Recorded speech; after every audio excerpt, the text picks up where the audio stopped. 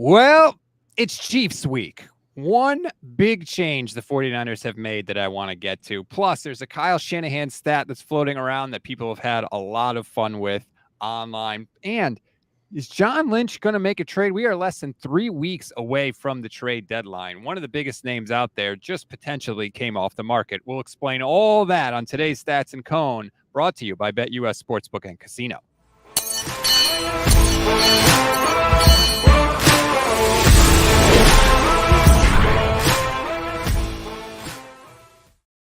What is good, everybody? Welcome to Stats and Cone on the gold standard in the Fans First Sports Network. I'm Rob Stats Guerrera. He is Grant Cone, live from Levi's Stadium once again. A little light on the equipment this week, Grant, but nonetheless, we appreciate it.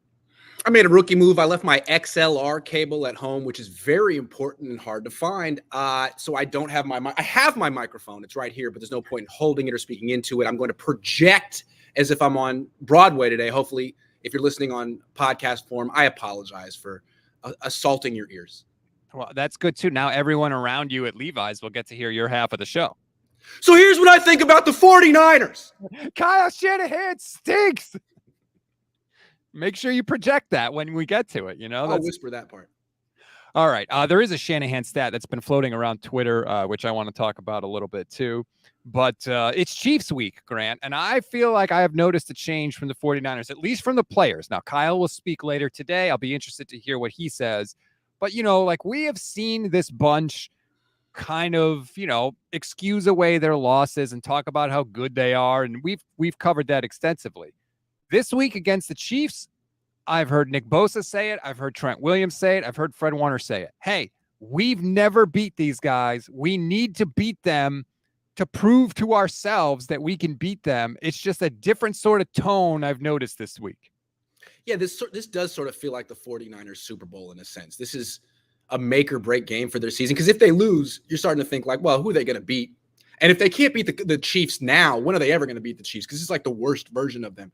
Meanwhile, the Chiefs, you're looking like, I mean, yeah, they want to win, but they don't have to win. They're 5-0. It's not a conference game. If they lose this game, it's like, oh, well, they're not going to lose confidence.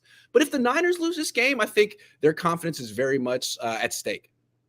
I do think it's the mental part of it goes into it. Like, you've never beaten them. They've blown you out. They've beaten you in close games. They've beaten you in overtime. Like, at some point, you know, they say shooters like to see the ball go through the net. You'd like to be able to say at least one time, hey, we beat these guys. Yeah. And if it's not now, when is it going to be? I do think it's kind of interesting. Like, they may win. Anything could happen on any given Sunday, but this is the same Niners team that lost to the Cardinals. The Cardinals are very not good. They're extremely not good. And the Niners lost. So now 2 weeks later, they're going to beat the Chiefs. Like, they're 0-2 against the Chiefs with Christian McCaffrey. How they're going to beat him without? I mean, maybe they will. And if they do, we'll have to really like reorient our entire thinking about this team, because right now it makes zero sense that the Niners could actually win this game. That would be such a massive feather in their cap if they somehow, and like, there is a path to beat the Chiefs for sure. They have to play a complete game. They have to play a complementary game. They have not done that in any game this season. Even the wins, they haven't really done that, but it's definitely possible.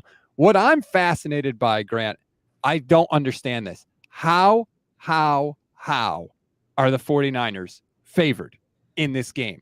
What force on earth could compel you to favor the 49ers in this game? And I don't care that they're at home. Right now, they're 1-point favorites. They opened at 1.5-point favorites. I don't care if this game was on the moon, neutral field, Kansas City, San Francisco. There's no way the Niners should be favored. All this tells me is that there's a lot of people, a lot of gamblers who like betting on the 49ers. No? Because if the Chiefs were favored, I'm imagining there would be an avalanche of bets on the Niners, and what the odds makers try to do is try to set it so that there's even amount on both sides so that they win either way. I mean, it's not that complicated. So they must feel that hella people are voting on the Niners. And I just don't get it. But to me, I feel like the betting public is a little bit behind reality. Like, the Niners have been legit for 5 years. Everyone knows the Niners. There's so many stars in the team. I think people are just starting to realize that this isn't the same Niners that they're accustomed to. And they've never, even at their best, they've never beaten the Chiefs. I was stunned by this. I'm not going to lie. I ran and made this bet. I took the Chiefs when it was 1.5. It doesn't make any sense to me. And look, I want the 49ers to win. I'll be rooting hard for the 49ers to win. But when it comes to my money, I don't play favorites. I bet the thing that I think is going to happen. So I was shocked by it. It's still, I thought it might be down to a pick 'em by now, but it's still 49ers, which is wild to me. But hey, you do what you want to do. If you want to take the Niners, feel free. Go ahead. Just use BetUS. If you do, you can receive 150% on your first deposit and 125% on your second and third deposit, up to $2,000. Just make sure you use our code YouTube150. Use that code. You'll get the deposit bonus. Take the Niners if you want. I think you're crazy, but hey, it's your money. You do what you want. I love that. I mean, anytime you get the Chiefs and points, I think you got to take that. Just, I know you're a Niner fan, and it's not fun to think about it this way. If you bet against the Niners this weekend and the Chiefs win, you win. But if the Niners win, you're happy. It's the freaking Niners. So I think either way, you win. That's known as the emotional hedge. That's what we call it. And you know what? I'd be never happier to lose my money than if the 49ers win.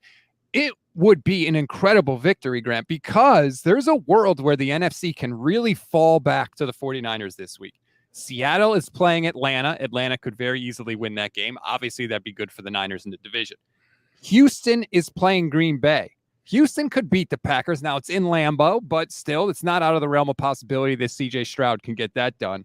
One of Detroit and Minnesota is going to lose because they're playing each other. So one of those teams is going to have another loss. Baltimore is playing Tampa Bay. Baltimore looks like the best team in football right now, so that could be another NFC team losing. I agree. Yeah. And the the Cardinals are playing the Chargers. It'd be nice to have the Chargers win that game. But there's a world where if the Niners can win, the rest of the NFC can fall back to them really, really nicely. I completely agree. That being said, though, like I'd be surprised if the Niners went on their typical run and got that number one seed like they have in the past. To me, I'm looking like, even if they do well this year, I'm looking at a team that's going to be the 3 seed or the 4 seed, which is fine. You'll have your home game to start the playoffs, most likely. But still, like, that home game could be against a team that has a better record than the Niners right now, because 9 or 10 wins could win the NFC West. Mm-hmm. 9 or 10 wins could be last place in the NFC North. So it's going to be interesting to see who the Niners end up facing. Yeah, I mean, now obviously things with Detroit are up in the air because of the horrible Aiden Hutchinson injury. I do expect them to go out and make a move for pass rusher, and we'll talk about that a little later. Just to stay on the Chiefs for a little bit here, Andy Reid off a bye is 21-4 in his career. That is the best in NFL history of any coach that has at least 10 games off a bye. He's 8-3 with the Chiefs off a bye. Now, he's only 1-2 when both teams have a bye, but as long as his opponent plays the week before, even if it's a Thursday game like the Niners have, he's 20-2. So Andy Reid is awesome coming off a bye week, which is not great for the 49ers. The Chiefs have been worse in the red zone than the 49ers this year, but I expect Andy Reid to have some crazy-ass plays that he had 2 weeks to design and ready to go against the Niners D. And what's rough about the Niners this year is, like, in the past, you'd look at them and sometimes be like, man, when they're healthy, it's hard to find a weakness or a weak link or someone that you can just exploit. But this year, it's like 59. Where is 59? And you give Andy Reid and Patrick Mahomes 2 weeks to think of to brainstorm as many ways as possible to exploit 59. That's not great. And then there's also 22, who isn't phenomenal. And then there's the rookie Renardo Green. He's good, but he's a rookie and he hasn't played much. And then we don't know about Malik Mustafa. So there's a bunch of guys in the secondary where pretty much anyone besides Deommodore Lenoir is someone that I'm thinking Andy Reid's going to have some ways to exploit, even if Travarius Ward's out there. He did it to Travarius Ward a couple of years ago. He knows Travarius Ward. Damn, he's a hell of a coach. Yeah, Andy Reid is the best offensive mind of his generation, in my mind, hands down. I think he'll attack the 49ers horizontally, especially in the red zone. I think that's what they're going to do. They've got some speed. Xavier Worthy is freaking. I mean, Xavier Worthy on Isaac Adam terrifies me to my core. One of the things I love, kind of going on a little tangent about why I love Andy Reid as an offensive coach. you can't describe his offensive system. I'm not sure he necessarily has one. He builds it according to the players he has that year. And what else do I love about him? He doesn't really have a successful tree of offensive coaches the way Sean McVay does or Kyle Shanahan does. Like, he's just really creative. And you can't really like be around him for 5 years and then go to another organization to be like, all right, I'm going to be Andy Reid. Like, just like people couldn't really replicate the Bill Belichick, whatever he brought to a team. Like, seems like teams can kind of replicate Sean McVay and Kyle Shanahan. To their credit, they're very good at, I don't know, building new coaches, but you can't get the next Andy Reid. He's a one of a kind. Andy Reid's coaching tree has a lot of defensive guys on it. John Harbaugh's on it. Yes, John Harbaugh, Sean McDermott, Leslie Rivera. It's Todd Bowles. Really weird. You almost never see that, I feel like. Well, you forget his defensive coordinator at Philly was Jim Johnson, who's one of the all-time great defensive coordinators. It's almost his line. Those Philly teams, like, their defense was consistently better than their offense. Oh God! I mean, those offensive teams in Philly, it was like McNabb and and Brian Westbrook and Freddie Mitchell, Todd Pinkston. Yeah. So right. I love Andy Reid. I think he's fantastic. I think he was probably one of the top coaches that Patrick Mahomes could have gone to. But they have had their red zone issues this year. They have not been good in the red zone. It's been a combination of penalties, execution. Mahomes has not really seemed like he's been willing to rip it in there in tight spots, which is kind of crazy to say about Patrick Mahomes. But look, every year is different. And, like I said, I think Brock Purdy was playing better than Patrick Mahomes before the game 2 weeks ago. I absolutely thought that. And then he put up an absolute stinker, which I'm sure you took great pleasure in seeing. I didn't, of course. I like Brock Purdy. Mr. J Fizz, YouTube channel member, thank you for gifting 5 network memberships. We appreciate that. Always appreciate the support, Mr. J Fizz. All right. That's my Andy Reid spiel. Well, can we talk real quick about like the Brock Purdy versus Patrick Mahomes discussion? Because I've heard a lot of people, you've said it, a lot of people said that Purdy is playing better than Mahomes this year. And before I just like do what you do, that's stupid. You get worked up sometimes when you disagree with someone. What are you talking about? Before I do that, what are you talking about? Before I do that, can you just explain to me like what you mean? And I'm open-minded. Yeah. What do you mean?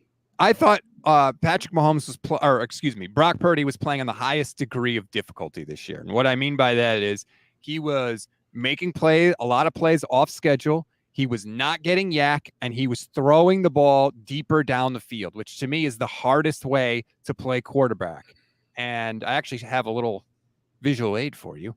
Badoosh, if you're I love visual aid. Right now, yards after catch percentage. Patrick Mahomes is number 1. He's had more yards from yards after catch this year than anybody in the league. Look at the bottom right of that graph. Look at Brock Purdy. Not only is he last, he's way less. He's down in the 33% range of his yards after catch. The next closest is Minnesota, and they're up around 40%, 42%. Okay, can I just interrupt real quick and ask you a question? Are you making the case that Brock Purdy is working under more adverse conditions right now than Patrick Mahomes? I think the way Brock Purdy is getting it done is harder than Patrick Mahomes is getting it done. Because Brock Purdy only has Deebo Samuel, Brandon Ayuk, Juwan Jennings, Jordan Mason, and George Kittle and Kyle Juszczyk. That's it. Because he lost Christian McCaffrey. It makes it tougher. This guy's throwing to freaking Juju Smith-Schuster.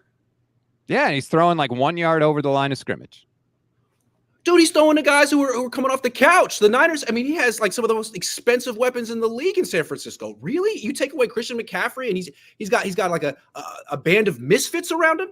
Well, first of all, what have people been saying about Brandon Ayuk all year? Oh, he hasn't done anything, right? So he might be there, but he hasn't done anything. We're sitting here talking about Deebo Samuel can't separate from anybody. With the straight face, you're saying that Mahomes has better weapons than Purdy this year. No, I'm not saying that at all. Okay, fair enough. All right. Okay, we're on the same page. All right, we're on the same page. I think that teams have gone nuts trying to take away the Patrick Mahomes deep ball because he ripped the hell out of the league when he first came in. True. And the personnel around him offensively has really dried up. I mean, in 2019, they had Tyreek Hill, they had Travis Kelce. I mean, it was in his prime. Yeah, Mecole Hardman was pretty good.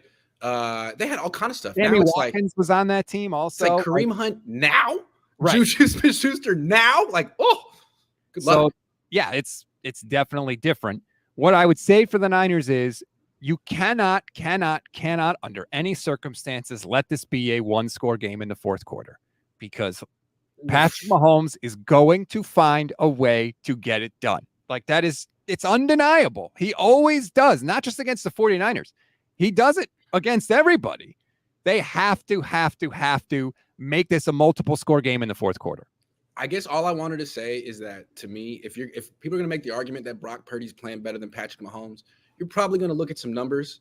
And if you're going to use numbers to support that argument, then freaking Justin Fields is playing better than Patrick Mahomes. Like Kyler Murray's playing better. Derek Carr is playing better. Sam Darnold is playing. It's like, but technically they are, but realistically they're not. Like Mahomes is clearly playing under adverse situations, especially on offense. And yet he's found a way to be 5-0, throwing to God knows who, while Brock Purdy, who's done some exciting things with a less than ideal supporting cast, is 3-3. And I know wins aren't the end all be all. I just can't help but feel like if Patrick Mahomes were the quarterback of the Niners, they'd be freaking 6-0, and they wouldn't have lost to the Cardinals. But maybe I'm wrong. Maybe the issues are bigger than that, and Patrick Mahomes couldn't save them. I don't know. Mahomes is better than Brock Purdy. He is a better quarterback than Brock Purdy. Fair enough. Yeah.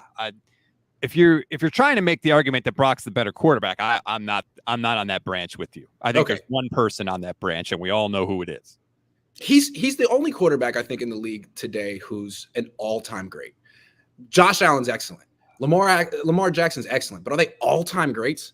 I don't think they've proven it. Mahomes has absolutely proven it. I would say that Lamar and Josh Allen are all-time. Lamar's a 2-time MVP, and he might win a third this year. He looks better this year than he did last year. I think the Ravens will win the Super Bowl this year, but he hasn't had really much. He hasn't done much in the playoffs yet, to be kind. So he could be. He's on the cusp. My God, they look like a freaking wrecking crew. I'm picking them. And the reason I like them is because as much as I like Lamar Jackson, I feel like Derrick Henry's an even better player. And if you have Lamar as the number 2 guy on your offense, and forget even who's better, you have the greatest rushing quarterback ever and the best running back of his generation together. I mean, I know it's a passing league, but if running the ball could ever lead to a championship, it's this freaking team. They will they will run you into the ground. I'm not excited about the possibility. It's like, the Niners might not have to play the Chiefs if they got to the Super Bowl. Great. They might have to play the Ravens. It's like, no. Yeah. That's not encouraging. And now the Bills, who the Niners are going to have to play, just got Amari Cooper. Yay.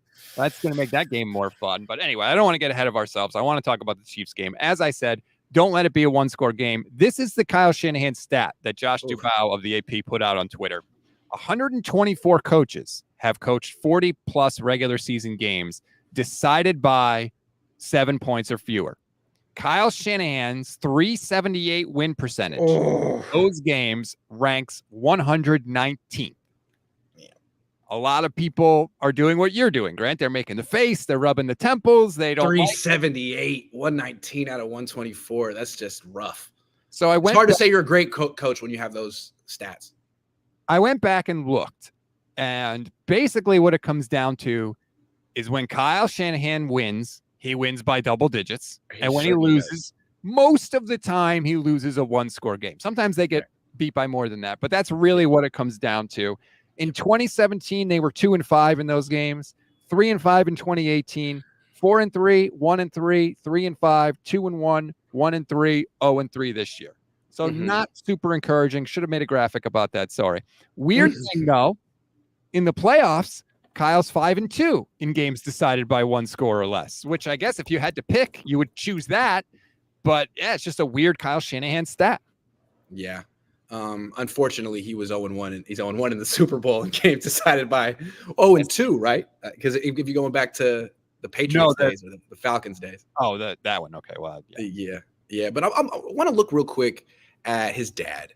So his dad won the Super Bowl. Wow, he beat the Packers by 7 the first year, and then the next year, he beat the Falcons by about 15. And when he was the offensive coordinator with the 49ers, he beat the Chargers by 1 million. I think there's got to be something about this Shanahan system. It's really good at, piling on the points and yards early in the game with kind of a neutral game script. You can run, you can pass, no team's way up, no team's way behind. And if they get that double-digit lead, a lot of the times, like, well, they've blown up. But if they can just blow you out, there's nothing you can do about it. But if you can just hang in there and you find yourself down 7, like the Seahawks were down 7 against the Niners. They were down 6. It was 23-17. And that's when DK Metcalf threw the pick to Renardo Green. That was a game. And if you look at that one play, DK Metcalf freelances mid-route and goes deep. So if Geno had seen it DK's way and thrown it deep, that's a touchdown. If DK had seen it Geno's way and just continued his route, that's a big play. But instead, this freaking awful team blows it and the Niners win. But it's that close with a bad team every week. Like, if you're a bad team, how do you beat the Niners? Just freaking don't beat yourself and hang around, because they'll end up beating themselves down the stretch a lot of the time. I don't know. And by the way, Neat says the Chiefs don't have a Devondre Campbell. Few teams do. Let me just say that. Unfortunately for the 49ers, they do. God forbid Adrian Amos has to play. Sorry, Adrian. Yeah, he just signed to the practice squad yesterday. Yeah. I don't know if it's the system as much as it's the man. And what I think about Kyle, and especially this year, is his game management is going to come even more into focus this year, because in years past, they were good enough to just beat the hell out of teams. He didn't have to manage the game perfectly because they were so good and so much more talented than everybody else. This year, they're not. And so those decisions and how he manages the clock, how he manages timeouts, how he manages just fourth down decisions, all that stuff's going to be even more important this year. And so far, Kyle has turtled up in those instances. He favors the conservative play. Even when it makes it harder for his team to win, he does. Now, in 2024, he seems to be a little more willing to go for it on fourth down than in years past. So maybe he recognizes that. I don't know.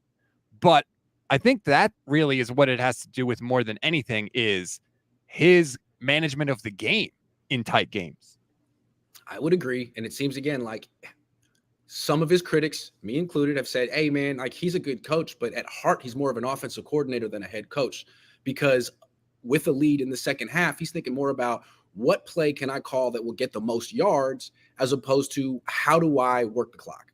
And I think those are two different things. Sometimes they go together, but a lot of times they don't. Sometimes your effort to bleed the clock in the second half will come at the expense of your yards per play, and it'll hurt your offensive ranking, but you'll win games. And we used to watch Jim Harbaugh do that all the time, just snuff out a team when he was up 10 with maybe 19 points. And like, he wasn't trying to get to 30. Didn't matter. He was just going to win the game, and it felt like an inevitability. And I think hell of an offensive coordinator. But to be considered a great coach, you should be money in these situations. You should have a winning record in close games. It's not like he's working with a bad team. In 27 and 2018, he was. And he was like in these close games with Brian Hoyer and CJ Beathard, and that was impressive. But this year, he's 0-3 in games decided by 7 points or fewer. There's no excuse. Last year, he was 2-4, including the playoffs. No excuse. No, last year, including the playoffs, he was 3-4. 3-4. Excuse me, 3-4. Okay. Yeah, they were 2-1 in the playoffs. Still. 2 out of their 3 playoff wins were 7 points or less. Yeah. I think that I don't know if I agree with your reasoning as to why, because Kyle has talked about how when he was an offensive coordinator, he was points, yards, whatever. That's how he called plays, because he was like, I'm the offensive coordinator. That's my job. He's talked about when you become a head coach, you have to temper that. And complimentary football, right? Yeah, talks about that. Yes. I think it's led to some of his conservative decisions. Like, dude, trust your first instinct. Keep your foot on the gas. Like, perfect example. Let's say the Niners are up 7 points, right? And it's like early fourth. They're driving at the end of the third quarter. It's early fourth quarter, and it's like 4th and 2 from the Niners, like 40-yard line. Mm-hmm. Or 35-yard line, let's say. Punt. Like, that should be a go-for-it situation. It should not be a bring a specialist onto the field situation, particularly if that specialist is Anders Carlson, by the way, who they signed to the practice squad, who stinks, who missed 10 kicks as a rookie and then 2 more in the playoffs. Can't get the ball into the end zone on kickoffs, which is what the Niners want. Right. You could get the ball into the end zone on kickoffs. Well, I could certainly do it more than, 45% of the time or 46% of the time, which is what Carlson does it. So to me, he's got, especially this week against Mahomes, you have to keep your foot on the gas. If you get a situation like the Niners had where they score a touchdown and then the other team fumbles on the kickoff, a field goal there does you no good. You have to score a touchdown. The field goal does nothing for you, Kyle Shanahan. And until he gets that, they won't win these close games. I agree with you 100%. And I love that you brought this up, because to me, Kyle Shanahan, the reason he's so interesting as a person is because he's like a walking contradiction. On the one hand, with this lead late in games, he's conservative. He's punting from the other team's side of the field or kicking field goals he shouldn't be kicking on 4th and 1, 4th and 2. But on the other hand, he's overly aggressive because he's calling passes on 1st down, 2nd down, 3rd down when he's up 10 in the second half. So like, what are you? Are you too aggressive? Are you too conservative? Or are you just erratic with your decision making, where other coaches are cool-headed and have a plan? I mean, you could say Mike Tomlin's overrated and he hasn't done this and that. I just feel like I bet his numbers in games decided by 7 points or fewer are pretty good because he's essentially a good coach. And same with John Harbaugh. Like, I don't care about their schemes. Kyle has a much better scheme than those guys, but you give those guys a close game, they're going to win it more often than not. And that's essentially the essence of being a good coach. Maybe not the day to bring up Mike Tomlin when he's inexplicably benching Justin Fields to bring back Russell Wilson for some interesting strategy, Mike. We'll see how that goes. Yeah, not sure about that. Mr. J. Fizz says the gas pedal needs to be pressed all the way until the end of the game. Might as well put a brick on the pedal, go up big, and then play the rookies. Well, playing the rookies, like, please more Renardo Green. Please more D winners. Enough Devondre Campbell and Isaac Yiadom. I'm sorry. Like, I don't want to see those guys anymore. Also, like, if you're a dominant running team, a run-first team, as the Shanahans are supposed to be, you should be able to run the ball with the lead in the second half to close out the games. And this is where I question if the Niners truly are a dominant running team, because I think that kind of comes with an offensive line. If the defense knows you're going to run and you're going to run it anyway, you need to be able to have an offensive line that can wear down a defense and push them around. Harbaugh had that. So in the second half of games, it would just be like Mike Iupati, power, Frank Gore. You know it's coming. You're tired. You can't stop it. But with the Niners, it's outside zone. It's stretching them. It's getting them to run left and right. It's not a physical style of running game. And I feel like if defenses load up to stop it, the Niners aren't going to push them back. They're not going to like create these holes. That's why Kyle Shanahan tends to try to trick you, because it's not the same type of domination that a physical offense can do. I have real concerns about the running game if Jordan Mason can't play. If Jordan Mason can play, he's awesome. But people think the 49ers ran the ball well last week without Jordan Mason in the second half. They did not. I know Garendo had the big run. Great. Awesome. Yeah. Do you know what they ran for besides that run?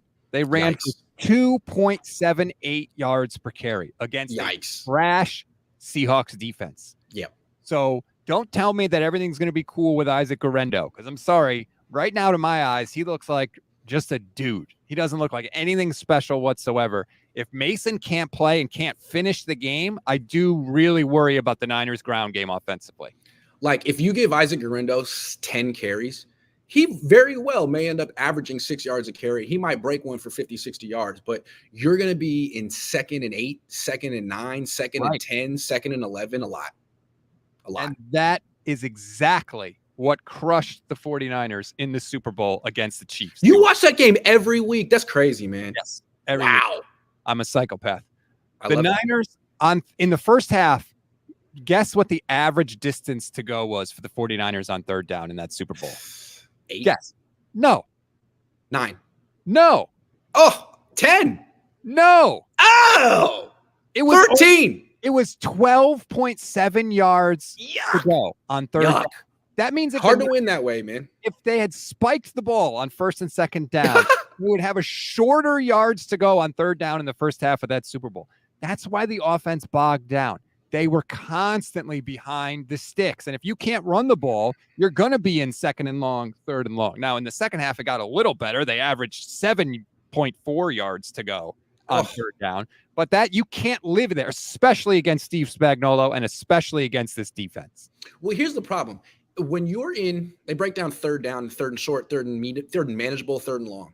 Anything 3rd and 7 is 3rd and long, because you can't put 5 receivers into the pattern on 3rd and 7, because The defense can blitz, and they can get to the quarterback before any of those receivers can get to the sticks.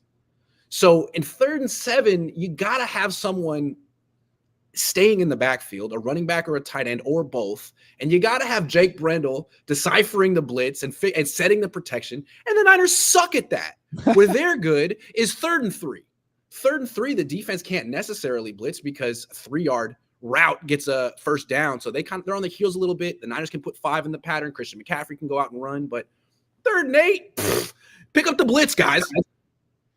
It's not where you want to live, especially against Spagnuolo, who's going to come up with all sorts of crazy stuff on 3rd down. And what kind of answers does Brock Purdy have? We'll see. I want to get to some super chats from Really Real, who says, I have a feeling the Chiefs might blow us out. Yeah, this is the worst version of them, but they're 5-0, and Andy Reid could put on a masterclass on Sunday. Been blown out anyone yet this year. That's true. Most of their games have been very, very close games, and nothing against Brock, but I trust 15 in a close game more than any quarterback right now, and it's not even close. And not just 15, but Andy Reid and Spagnuolo. Andre says Stats also watches the Titanic every week, hoping it doesn't sink. I just can't. Where did that iceberg come from, man? Damn, it's out of control. Again? How could no one see this coming? That's what I say especially when I watch the Super Bowl from 2012. I think they're going to win every time. Gore breaks that run to get him down into the red zone, and I'm like, how do they not freaking win this game? I mean, you were talking about Harbaugh before. Those 4 plays in the Super Bowl were the worst 4 plays they ran all year. The play calling, everything about it was hideously bad. If I remember correctly, there was one play, it might have been 3rd and goal, where they don't get the play off and they have to call timeout to avoid a delay of game, but they half run the play, and it's a quarterback draw for Colin Kaepernick, and it looked like it would have worked. Yeah, I think it was 2nd down. Yeah. That was a great call. I love that call. But they actually called, was it 3 fades to Crabtree? It was like 3 half-field reads to Crabtree. And then they did it the next year in Seattle. God, what a way. There's something so biblical and so mythological about football. Like, that's how the Harbaugh era didn't become champions. Like, there was this one thing, the fade, the back corner fade. No. The crazy thing is, and we're getting into weird territory, but screw it.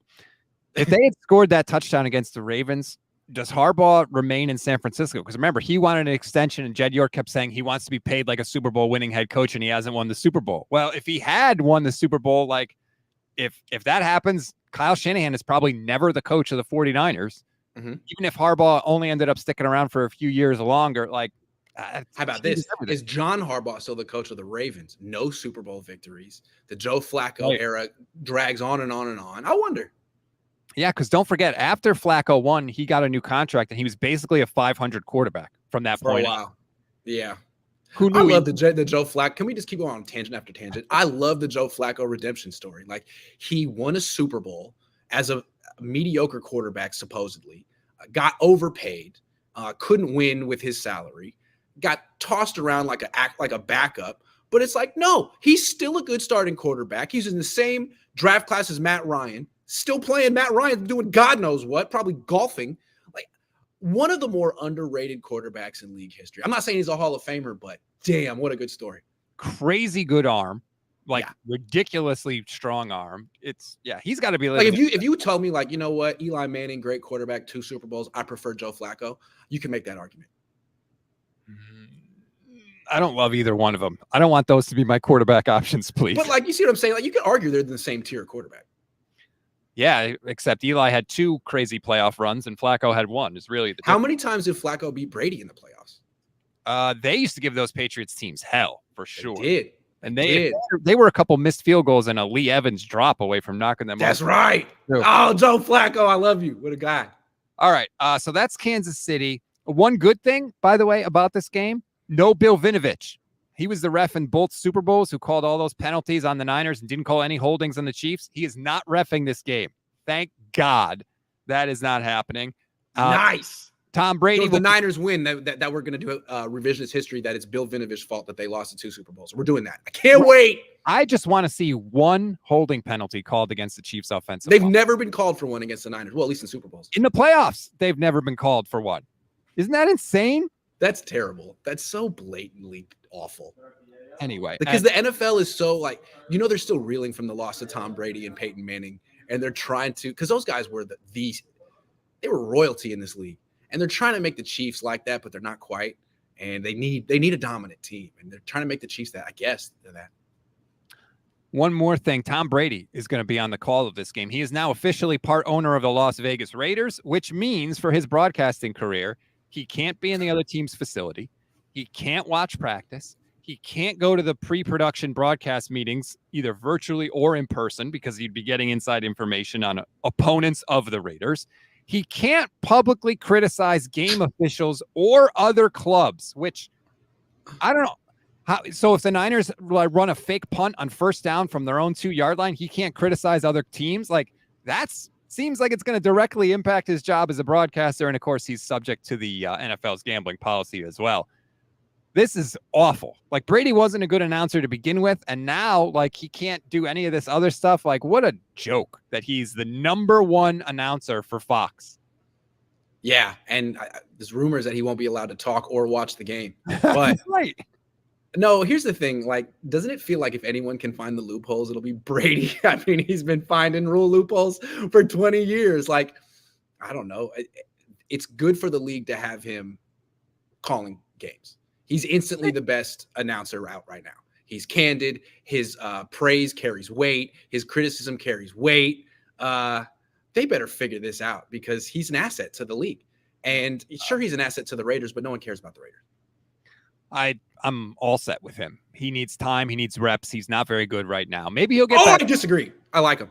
Oh, God. I like him.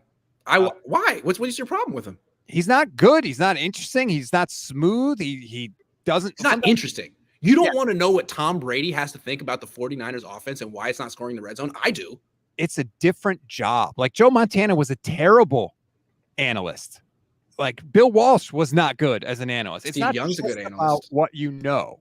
You got to be able to instantly analyze what happens, and you got to be able to summarize it in 15 seconds. And then you got to shut up to let your partner call the next play. It's a hard job, man. It's really better at this right now, Tom Brady or Tony Romo? Oh, God. I guess Romo. But Romo's what? Romo is awful. He can't. He's like, he doesn't even get words out. Brady does that too, though. He does the. Brady can do it all. Mark Sanchez does that too. I like Greg Olsen. Greg Olsen objectively talks too much. Like, the next play will be starting and he's still talking about the previous one. You got to stop that, Greg. I like Mark Sanchez is growing on me a little. I like Mark Schlereth. I'm a big Schlereth guy. But anyway, that's just my side note.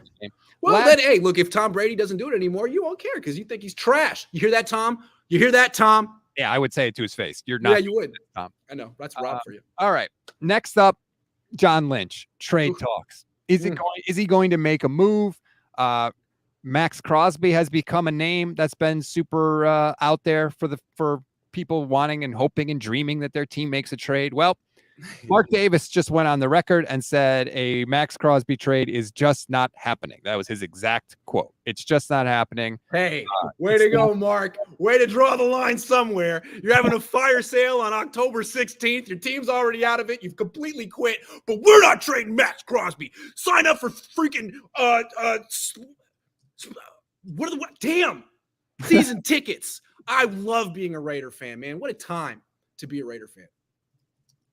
I would love it if the 49ers did it. I would trade Debo and 2 first-round picks if the Raiders asked for it. I would happily do that.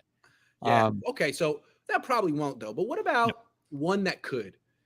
Guys available. They'd love to trade them. The Niners just have to want to do it. And trading for Crosby, that's like 2 first-round picks and Debo. That's not really how the Niners move. They like trading for guys whose value's a little bit low, whose maybe reputation's a little bit down, maybe because of the team they were on. Bring them over here, see if you can rehab that, all of that. They tried that with Chase Young. What about Hassan Reddick? I don't love it. He don't love it? Sure. But he's available, and he's better than Leonard Floyd. Maybe. But he hasn't played all year. Is he even in football shape? I don't know. He's not very good against the run. what kind of contract are they going to have to work out with it? I would imagine at this point, it'll probably just be a 1-year deal because we're halfway through the year, basically.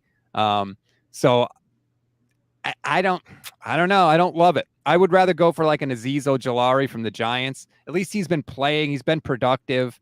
Hassan Reddick. Plus, I don't like the juju. I don't like it, Grant. Hassan Reddick and Brock Purdy on That's the same team. I don't love like that. it. Nope. I love that. Because now you don't got to worry about Hassan Reddick on another team. Like, let's say Hassan Reddick goes to Detroit. Right. You don't want to face them in the playoffs. See, there's bad juju there. It's a juju factor. That's the trouble is that the Niners are going to be in competition with the Lions because now that Aiden Hutchinson's out for the year, the Lions, in my opinion, at least I would be if I were them, would be ultra aggressive in going after a pass rusher. Like, what do the Lions care about a first-round pick next year, right?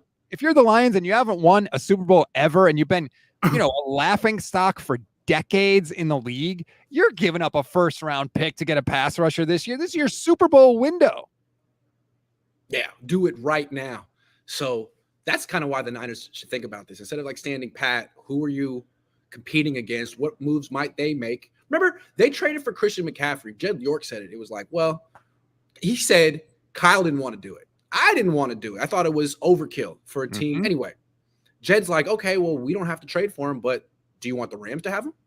And that seemed to sway Kyle Shanahan. So, yeah, you may not feel like you need Hassan Reddick, but he's available. And if you don't make a move, the Lions might. Is that something you feel comfortable with? Right. And if I were the Niners for this one, I would say yes. Like, if they want to go get him. Because I think the Niners could do what the Jets did. Hey, let's trade for Hassan Reddick. Oh, but we're not going to give you an extension. Do you want to play for us? Like, no, I don't. What a debacle for the Jets. And if Hassan Reddick gets traded to an NFC team, they have to pay the Eagles a second-round pick instead of a third-round pick. That was part of the deal.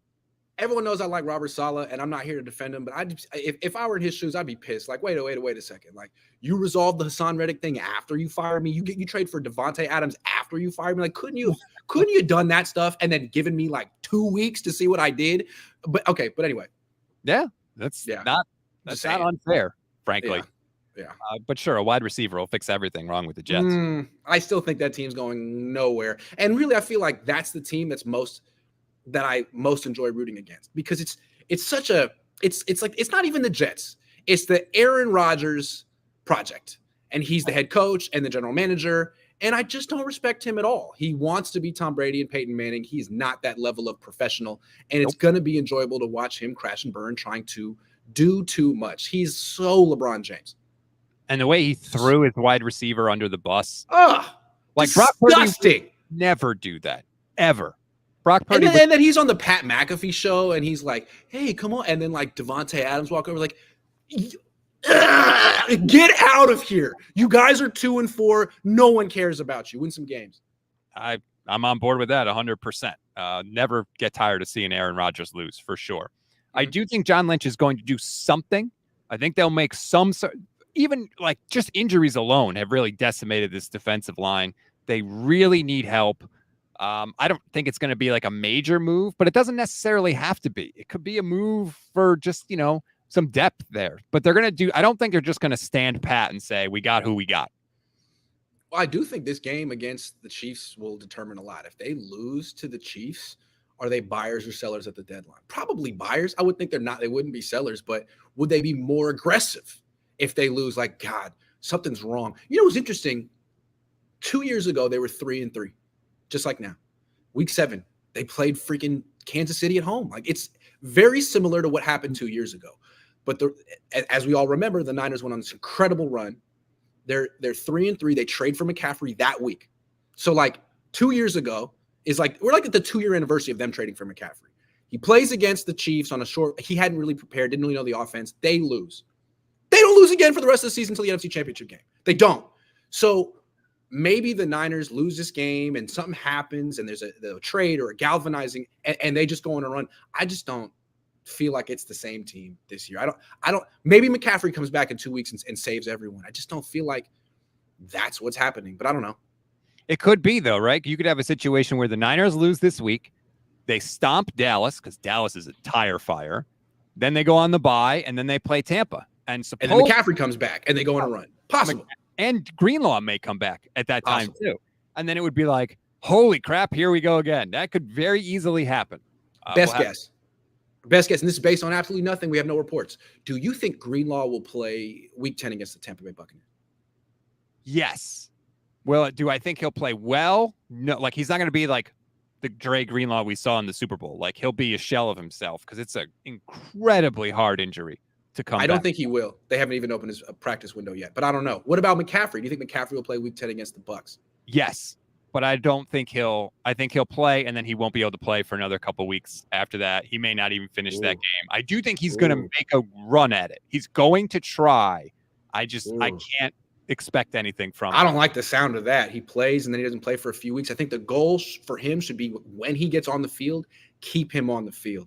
And if you think there's a chance or he goes out there, he's not quite ready, he could have a setback, not ready.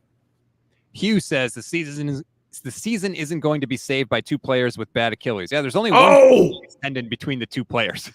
Hugh Jassel, which is I think that's Swedish for huge asshole. Sorry.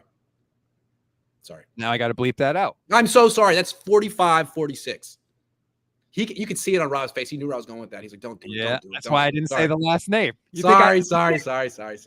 But you could say that. I think you could say that on cable. Can you say that on cable? I try and bleep on the audio podcast feed. I bleep out almost everything because I want people to be able to listen in their car with their kids. That's so smart. I don't want to give people a reason to turn. I'm so sorry. You're going to get a 1-star review because of me. But maybe that's what I wanted.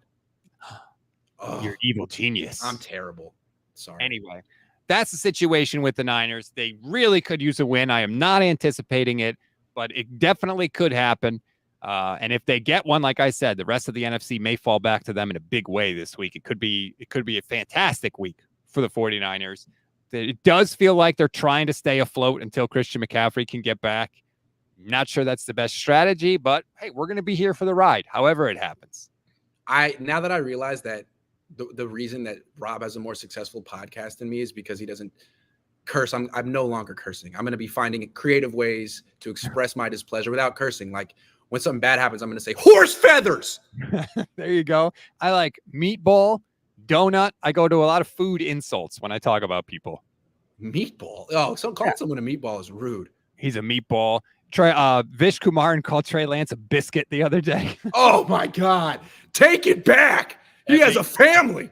He said the Niners drafted a quarterback who turned out to be a total biscuit. I like biscuits. What's wrong with a biscuit? Oh, I love biscuits. You can put jam on them with a little bit of butter. Have them with tea in the afternoon. It's very continental. Yeah, I'm sure you have high tea with biscuits all the time. No, I don't. But sometimes my family goes to this place in Northern California called the Benbow Inn. It's real high, real north, almost in Oregon, where the big trees are, and it's random. And they have tea and biscuits every day in the afternoon. It's basically the number one reason to go to the Benbow Inn. Shout out to the Benbow Inn and the tea and the biscuits. Hella good. Wow. All right, that's hella good. I feel like once a show I learned something about you or the family that like I did not have on the bingo card. Tea and biscuits. Tea and biscuits, baby. Can't get enough.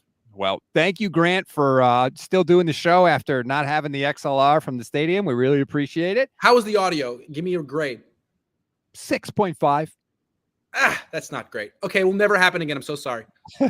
No, don't worry about it. Thanks, everybody, for watching and listening. Like and subscribe to the Gold Standard podcast, wherever you get your audio podcast. Like and subscribe to both YouTube channels, the Gold Standard YouTube channel and Grant Cohn's YouTube channel as well. Special thank you to BetUS for sponsoring this video. Once again, if you want to sign up for BetUS, use promo code YouTube150. Niners need a win. Big time game against the Chiefs. Kyle Shanahan speaks later today. Enjoy the rest of your Wednesday, everybody. We'll talk to you next week.